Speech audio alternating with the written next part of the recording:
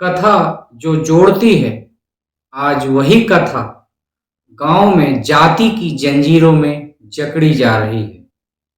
पिछले दिनों 21-22 जून की रात को उत्तर प्रदेश के जिले इटावा के दादरपुर गांव में, जो एक ब्राह्मण बहुल गांव है, यादव कथावाचकों के साथ जिस तरह से जाति के नाम पर दुर्व्यवहार किया गया, उसने 21वीं सदी में भी उच्च वर्गों की मानसिकता क्या है, दलितों के लिए, पिछड़ों के लिए, इसकी पोल खोलकर रख दी है।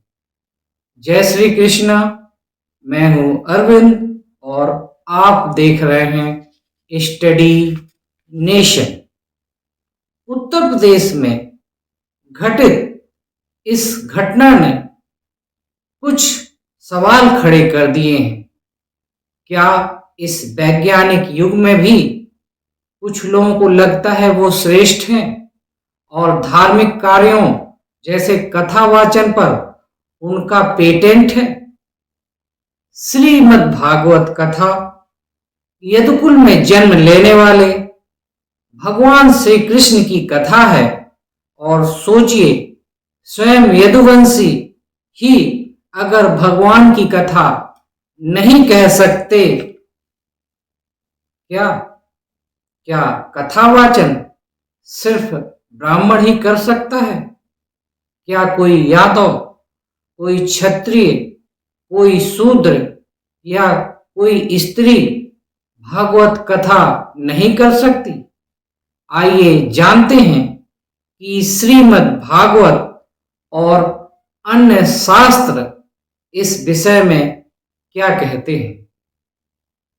श्रीमद् भागवत में भगवान स्वयं कहते हैं, स्क्रीन पर आपके एक श्लोक है, और यह श्लोक स्वयं श्रीमद् भागवत महापुराण के स्कंध 7 अध्याय 11 और श्लोक नंबर 35 है। इस श्लोक के अनुसार किसी मनुष्य में जो गुण जिस वर्ण के बताए गए हैं, अगर वे गुण अन्य जाति में भी दिखें तो उसे उसी वर्ण का मानना चाहिए। यानी अगर कोई ब्राह्मण कुल में जन्मा है लेकिन उनमें ब्राह्मण के लक्षण नहीं है तो वह ब्राह्मण नहीं है। और अगर कोई यादव, वैश्य या कोई भी अन्य व्यक्ति श्रीमद् भागवत भक्ति, वेद ज्ञान और सत्कर्मों में ब्राह्मण जैसा आचरण करता है तो वह कथा कहने का पूर्णतः अधिकारी है। इसी संबंध में आइए जानते हैं कि महाभारत क्या कहती है। महाभारत का शांति पर्व अध्याय 189 श्लोक नंबर 7 में भी कहा गया है, न जात्या ब्राह्मणो भवति ब्राह्मणो गुणतः स्मृतः। इसका अर्थ है कि कोई जाति से ब्राह्मण नहीं होता, बल्कि गुण और कर्म से ब्राह्मण होता है। इस संबंध में कुछ ऐतिहासिक उदाहरण भी मौजूद है। सूत जी महाराज, जो नैसद मिश्रित वर्ण के माने जाते हैं, उन्होंने ही भागवत कथा सबसे पहले 88,000 ऋषियों को नैमिषारण्य तीर्थ में सुनाई।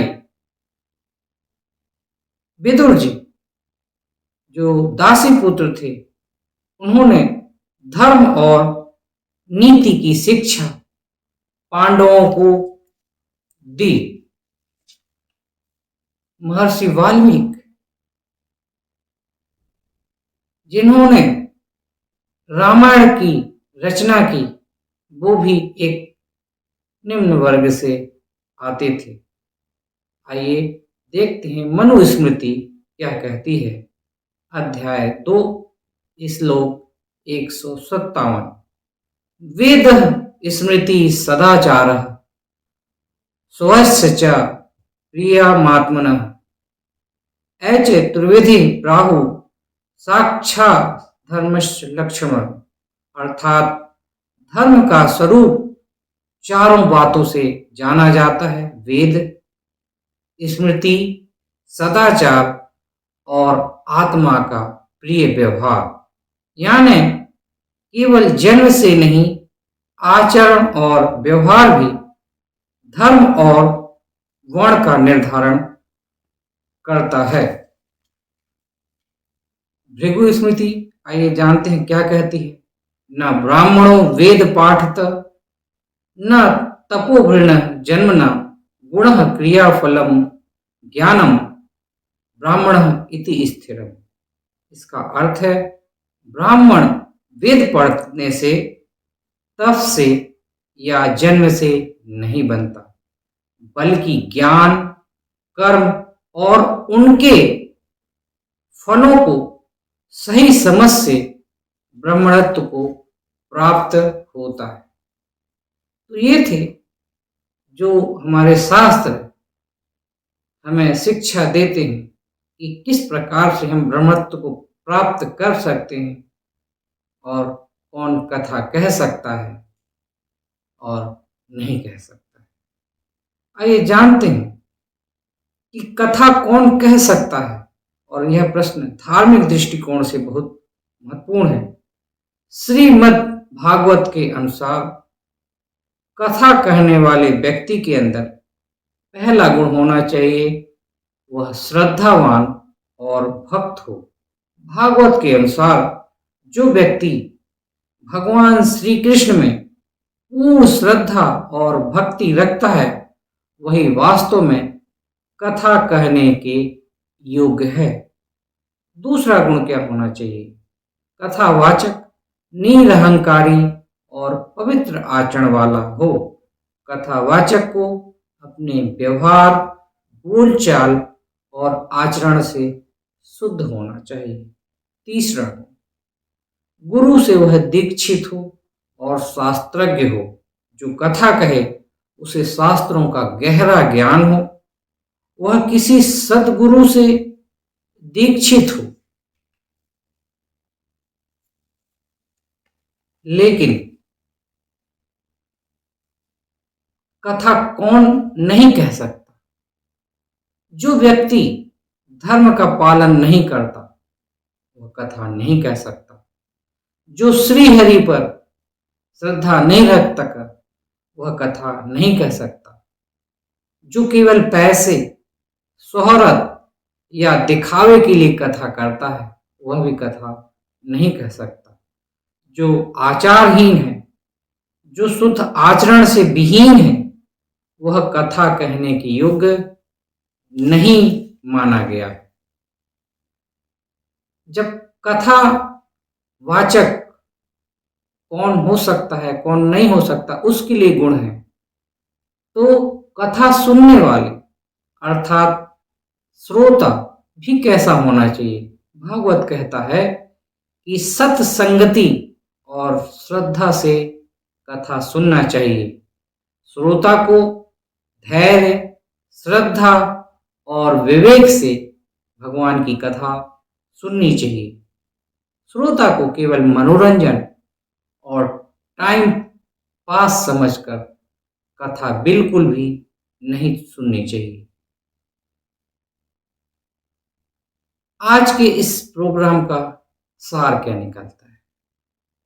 कथा कहो तो भक्ति से कहो, सुनो तो श्रद्धा से सुनो, वरना शब्द रह जाएंगे और भगवान दूर हो जाएंगे, हमसे छूट जाएंगे। आज के लिए बस इतना ही। आपस में सौहार्द बनाए रखें। धर्म तोड़ने के लिए प्रयोग ना करें, धर्म को जोड़ने के लिए प्रयोग करें। जय श्री कृष्ण। खुश रहिए।